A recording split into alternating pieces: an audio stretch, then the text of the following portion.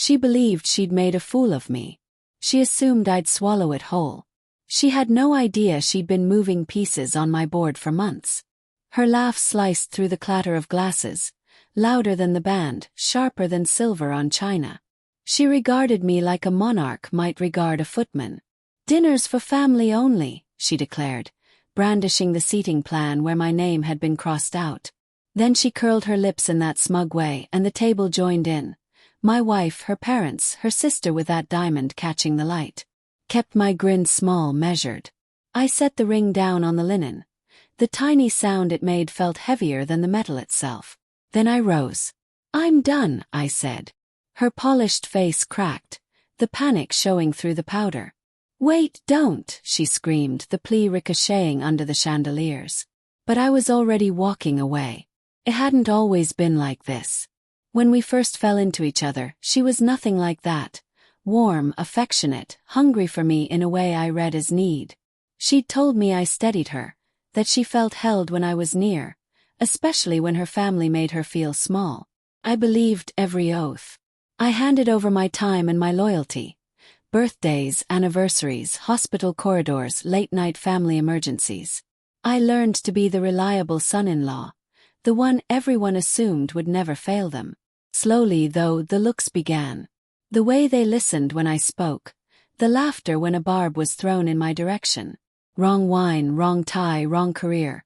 Compliments shaped like knives. I kept telling myself that love could absorb humiliation, that devotion was worth the cost.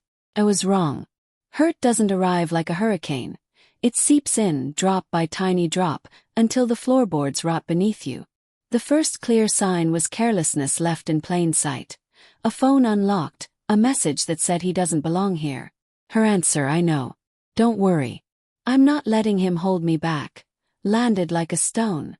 Then came the late-night disappearances, hushed conversations, new codes only she and her sister seemed to share.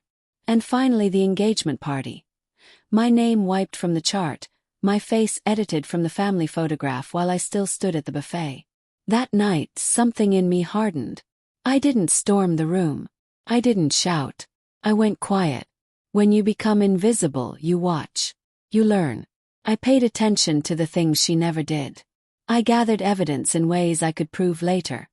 Messages, recordings, the casual betrayals spoken aloud when she thought no one was listening. I traced where money moved within the family's accounts, watched funds intended for joint plans vanish into other hands.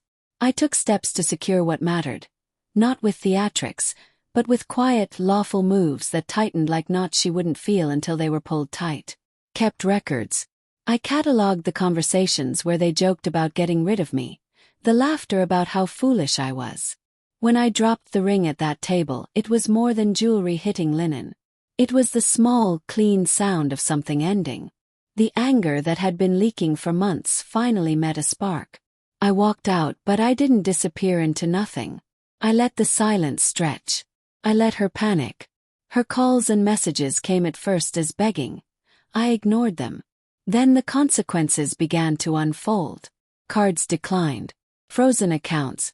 Money that had been diverted came back under my control. Documents she'd signed without reading stood up in court. The house she thought was untouchable ended up under my name. Clothes were boxed and left on the porch because she had never bothered to read the paperwork she signed.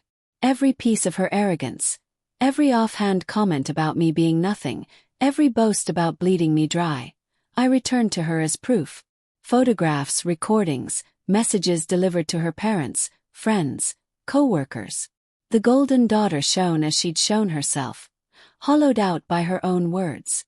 The world she'd built on insults and exclusion collapsed into a room of witnesses. 3 nights later she was at my door. Makeup streaked down, her diamond gone, hair wild. "You can't do this to me," she whispered, voice ragged.